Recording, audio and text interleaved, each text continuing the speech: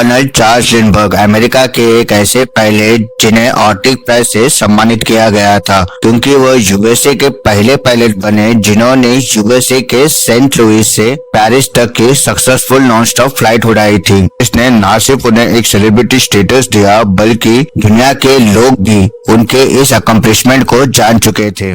वे media attention से हमेशा से ही दूर रहना चाहते थे, बट 1 मार्च 1932 में एक ऐसा क्राइम होता है जिससे वो अखबार के फ्रंट पेज की न्यूज बन जाते हैं। इसका रीजन उनकी ये अचीवमेंट नहीं थी, क्योंकि उनके 20 महीने के बेटे को रात के 9 बजे अमेरिका के न्यू जर्सी के एक नर्सरी से किडनैप किया गया था। इस नर्सरी के विंडो में उन्हें एक नोट मिलता है जिसमें $50,000 की फिरौती की डिमांड की गई थी। उन्होंने तुरंत ये न्यूज न्यू जर्सी के पुलिस स्टेशन में जाके बताई और उन्होंने इस केस पर इन्वेस्टिगेशन शुरू किया और जांच के दौरान उन्हें ना तो वो खून के धब्बे और ना ही फिंगरप्रिंट्स मिली जिसके मदद से वो इस किडनैपर तक पहुंच सके। पुलिस ने वहां के बिल्डिंग के लोगों और वहां बिल्डिंग के दूसरे एम्प्लॉय से भी पूछताछ की, जहां तक कि कर्नल लिंडबर्ग और उनके दोस्तों ने अपने अंडरवर्ल्ड के कॉन्टैक्ट्स को यूज किया ताकि वो किडनैपर तक जल्द से जल्द पहुंच सके। बट सारे सबूत मानो खत्म हो रहे थे, क्योंकि वो किडनैपर उन्हें मिल ही नहीं रहा था। इसी बीच 6 मार्च को उन्हें एक और खत मिलता है और इस बार फिरौती के डिमांड को बढ़ाकर $70,000 किया गया था। और अब इस केस में एंट्री होती है वहां के गवर्नर हैरी मूर की, जिसने इस केस से जुड़े प्रोसिक्यूटर्स, पुलिस और गवर्नमेंट ऑफिशियल्स की मीटिंग बुलाई और किडनैपिंग के हर एक एंगल को डिस्कस किया।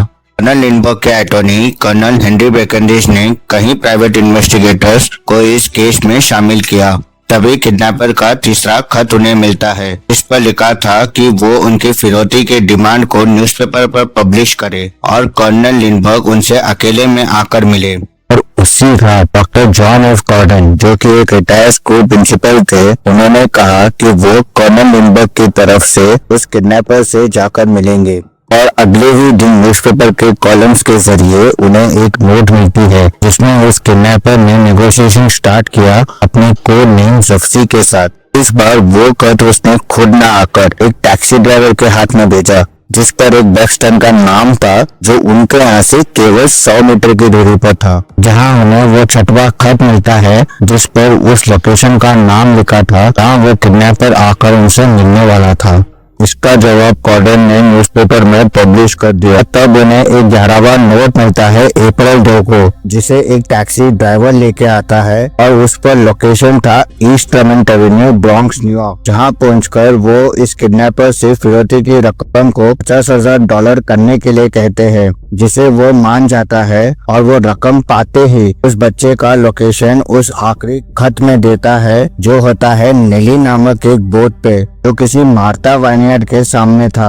और अगले ही दिन उस लोकेशन पर बच्चे की तलाश होती है। न जाने क्यों गॉर्डन को इस बार पूरा विश्वास था कि अगर वो उस किडनैपर से मिले तो उसे जरूर पहचान लेंगे। और अगले 1 महीने तक बच्चे की तलाश जारी रहती है। 12 मई 1932 को एक्सीडेंटली उनका बच्चा कर्नल लिंडबर्ग के घर से 4.5 मील दूर न्यू जर्सी के मर्सर क्षेत्र में एक ट्रक ड्राइवर विलियम एलन को मिलता है। बट इन 2 महीनों में काफी देर हो चुकी थी, क्योंकि उनका बच्चा मर चुका था और उसके सर को बुरी तरह से कुचल दिया गया था और उसके बॉडी के काफी पार्ट्स भी मिसिंग थे। अगले दिन 13 मई 1932 को उसके बॉडी को न्यू जर्सी के ट्रेंटन क्षेत्र में दफनाया गया और जब बॉडी की ऑटोप्सी की गई तब ये पाया गया कि बच्चे को 2 महीने पहले ही मार दिया गया था। उसकी मौत सर पर एक जोरदार ब्लो से हुई थी। और ये केस अभी तक खत्म नहीं हुआ था, क्योंकि उस किडनैपर कातिल का पकड़ा जाना अब भी बाकी था।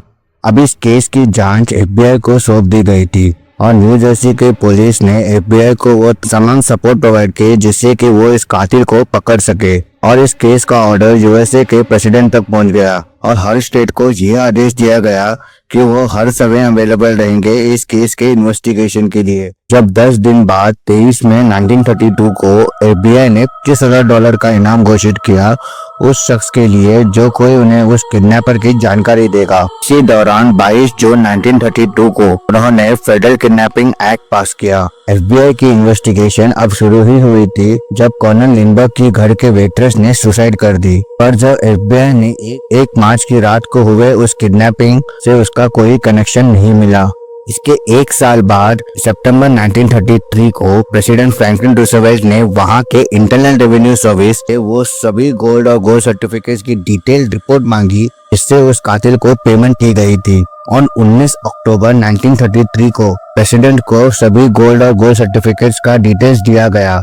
अगले 7 महीने के अंदर वहां के सभी बैंक्स को ये नोटिस दिया गया कि वो सभी गोल्ड सर्टिफिकेट्स पर ध्यान रखें और जैसे ही उन्हें फिरौती के सर्टिफिकेट्स के बारे में कोई भी इंफॉर्मेशन मिले वो FBI को इन्फॉर्म करे। और फरवरी 1934 को उन्होंने वो सभी सीरियल नंबर्स जिनमें फिरौती के सर्टिफिकेट्स के बिल्स थे FBI को सौंप दी, जिन्होंने उन सारे बिल्स के कॉपीज को वहां के बैंक्स, किराने की दुकान, insurance company, gas station, airports और टेलीग्राफ ऑफिसर्स को दी। और वो लगातार इनके संपर्क पर बने रहे क्योंकि वो इस कातिल को जल्द से जल्द पकड़ना चाहते थे। इस केस में उन्होंने सारे सबूतों को गौर से फॉलो किया, चाहे इसका आउटपुट उन्हें मिला हो या ना मिला हो। और सबसे महत्वपूर्ण था वो बोर्ड जहां पर बच्चे के मिलने की सूचना दी गई थी। उन्होंने इस जगह के आसपास के शमशान के सभी एम्प्लॉयज के रिकॉर्ड्स को चेक किया पर उनके हाथ निराशा ही लगी। यहाँ तक कि FBI ने उनके पास पहले आए हुए फिरौती और किडनैपिंग के केसेस की जांच भी की कि उन्हें इस केस के बारे में कुछ इन्फॉर्मेशन मिल जाए। उन्होंने हार मान ही ली थी कि जब 2 मई 1933 को उन्हें वहां के रिजर्व बैंक से इंफॉर्मेशन मिलती है कि बैंक में 296 $10 के गोल्ड सर्टिफिकेट्स और एक $20 के गोल्ड सर्टिफिकेट्स किसी जे फ्रैंकलिन के नाम पर डिपॉजिट की गई है। और ये सभी सर्टिफिकेट्स फिरौती के थे क्योंकि इनका सीरियल नंबर और इस केस के शुरुआत में रेवेन्यू सर्विस द्वारा दिया गया नंबर मैच हो रहे थे। बट काफी जांच के बाद भी ये किडनैपर नहीं मिला। बट जैसे हर क्रिमिनल कोई ना कोई गलती करता है उसने भी की। वो एड्रेस और नाम लिख कर, क्योंकि जब हैंडराइटिंग एक्सपर्ट ने उसकी जांच की तब उन्हें पता चला कि वो एक जर्मन नेशनल है और उसने अमेरिका में कुछ ही समय बिताई थी। और स्केच आर्टिस्ट जॉन कॉर्डन और वो लेटर डिलीवर करने वाले टैक्सी ड्राइवर की मदद से उन्होंने उस किडनैपर की फोटो बनाई। और उस किडनैपर को पकड़ने के लिए उन्होंने जॉन कॉर्डन से उसके और उस किडनैपर के सभी कन्वर्सेशन के ट्रांसक्रिप्ट लिया और उस ट्रांसक्रिप्ट को एक फोनोग्राफ की मदद से उसके प्रोनाउंसिएशन और उसके डायलेक्ट को इस तरह इमिटेट किया जिससे उन्हें उस कातिल की नेशनलिटी, मानसिकता, एजुकेशन और कैरेक्टर को बारीकी से समझने का मौका मिला। और इस केस का सबसे इम्पोर्टेंट क्लू था वो सीडी जिसे बनाकर ये क्राइम किया गया था। उस लैडर को एनालाइज करने के लिए एक वुड एक्सपर्ट आर्थर कोलर को बुलाया गया। उसने उस वुड की जांच की और उस वुड के टाइप को जानने के बाद उससे इतना तो पता चल गया कि ये वुड इंडोर कंस्ट्रक्शन पर यूज किया जाता है। और उसने उन फैक्ट्रीज का भी पता लगा जिसने उस किडनैपर को पकड़ने और सजा दिलाने में एक इम्पोर्टेंट पार्ट निभाया।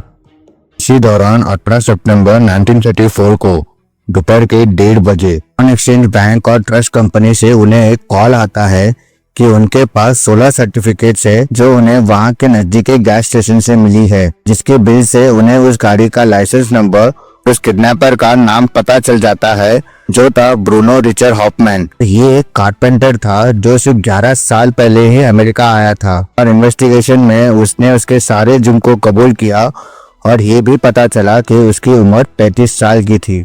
और सितंबर 26, 1934 को से न्यू जर्सी के सुप्रीम कोर्ट ने किडनैपिंग और फिरौती के लिए दोषी ठहराया और 8 अक्टूबर को मर्डर के लिए उसका ट्रायल शुरू होता है 3 जनवरी को और 5 हफ्ते बाद जज ने उसे कत्ल के जुर्म में मौत की सजा सुनाई। बट उसके लॉयर ने अक्टूबर 9, 1935 को कोर्ट में एक अपील की जिसे 9 दिसंबर को कोर्ट ने रिजेक्ट किया और 1 साल की सजा काटने के बाद उसे अप्रैल 3, 1936 को रात के 8:47 को इलेक्ट्रोक्यूशन से उसकी डेथ पेनल्टी को पूरा किया गया। अगर आपको ये वीडियो अच्छी लगी हो तो इसे शेयर कीजिए और चैनल को सब्सक्राइब करना। मिलते हैं अगले वीडियो में।